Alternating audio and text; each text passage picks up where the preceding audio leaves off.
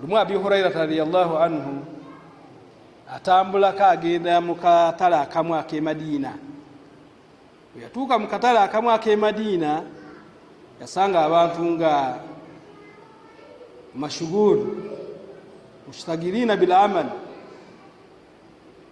yani bali mu kukola sente.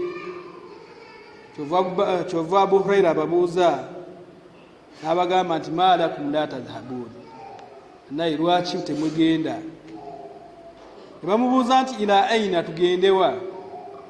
N'abagamba nti mirathu nabii sallallahu alayhi wasallam yukassimu wa antum hauna, ebyobusika bya nabbi biri kugabanyizibwa ate mmwe muli wano mutudde muli mukola sente. Kyova bamubuuza bigabanyizibwawa, n'abagamba mugende eri mu muzikiti. Bonna olw'ensonga nti buli omu ayagala nnyo ebyenfuna, bonna badduka ne balekawo bizinesi zaabwe ne bagenda mu muzikiti basobole okubeera nti bafuna ku engabanya bya nabbi sallallahu alayhi wasallam. Abu Hurairah yali mugezi nnyo, abalindira wano mu katale wennyini. Bwe badduka bwe bati ye n'asigala wano mu katale.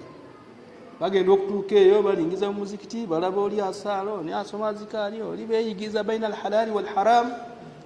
Tebalaba kwebagaba ssente, tebalaba kwebagaba bya busika.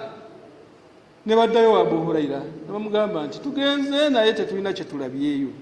Ababuuza nti musanzeeyo ki? Tusanze abantu abamu basaala, abantu abamu abasoma, abamu beeyigiza baina alhalali wal haram. N'abagamba nti dhaaka mirasu rasul sallallahu alayhi wasallam, ebyo nno bye mulabye by'ebyobusika bya nabbi sallallahu alayhi wasallam. N'olwekyo oba naye okunoonya irimu oba tokoze lunsi. Nabbi sallallahu alayhi wasallam tebamusikirako ssente, bamusikira irimu eno gy'oliko.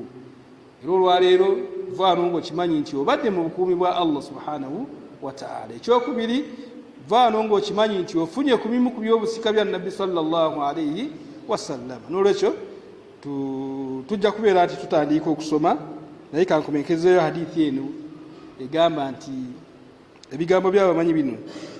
Ibn Qasim al-Misri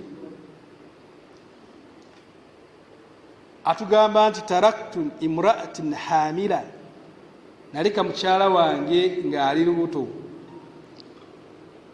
Wa dhahabtu ila Imamu Malik min Misri ila al-Madina, yava Misiri n'agenda e Madina, n'agenda n'asinkana Imamu Malik abeere nti amusomako. N'atuuka eyo n'amalayo siniina, si mwaka gumu, myaka. Bahaji bano bamanyi olulimi, bagamba siniina, yani tebagamba mwaka gumu, myaka 5, myaka 10, myaka emeka, siniina. Ibn Qasim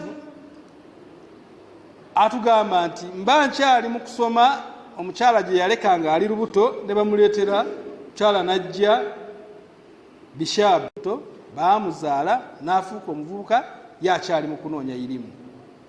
Kiraga nti irimu ya kunoonya, tejja kusanga wooli.